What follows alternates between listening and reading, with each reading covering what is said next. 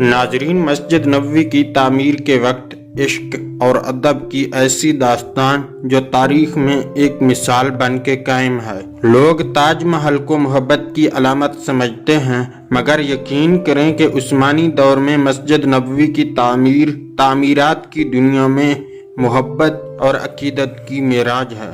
ترکوں نے جب مسجد نبوی کی تعمیر کا ارادہ کیا تو انہوں نے اپنی وسیع و عریض ریاست میں اعلان کیا کہ انہیں عمارت سازی کے متعلق فنون کے ماہرین درکار ہیں۔ اعلان کرنے کی دیر تھی کہ ہر علم کے مانے ہوئے لوگوں نے اپنی خدمات پیش کیں۔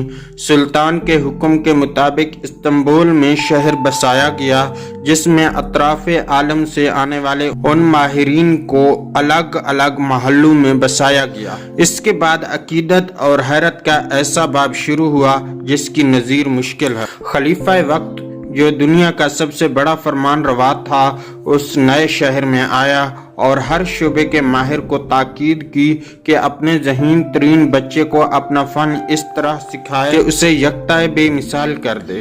اسی اثنا میں ترک حکومت اس بچے کو شہسوار اور حافظ قرآن بنائے گی۔ دنیا کا یہ عجیب و غریب منصوبہ کئی سال تک جاری رہا۔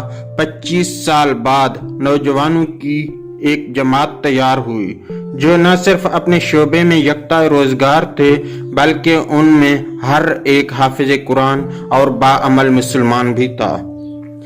یہ لگ بھگ 500 افراد تھے۔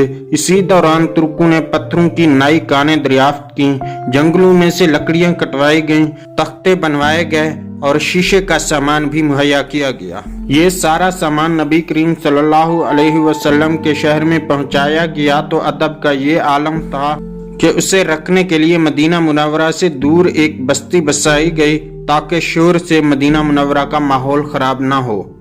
نبی کریم صلی اللہ علیہ وآلہ وسلم کے ادب کی وجہ سے اگر کسی پتھر کو ترمیم کی ضرورت ہوتی تو اسے واپس اسی بستی میں بھیج دیا جاتا۔ ماہرین کو ہدایت کی گئی تھی کہ کام کے دوران باوضو رہیں اور درود شریف اور قرآن پاک کی تلاوت میں مشغول رہیں۔ حجرہ مبارک کی جالیوں کو کپڑے سے لپیٹ دیا گیا تاکہ گرد و غبار اندر روضہ رسول صلی اللہ علیہ وآلہ وسلم تک نہ جا پائے۔ ستون لگائے گئے تاکہ ریاض الجنہ اور روضہ رسول صلی اللہ علیہ وآلہ وسلم پر مٹی نہ گرے۔ یہ کام 15 سال تک جاری رہا اور تاریخ عالم گواہ ہے کہ ایسی محبت اور عقیدت سے کوئی تعمیر نہ کبھی ہوئی اور نہ کبھی ہوگی۔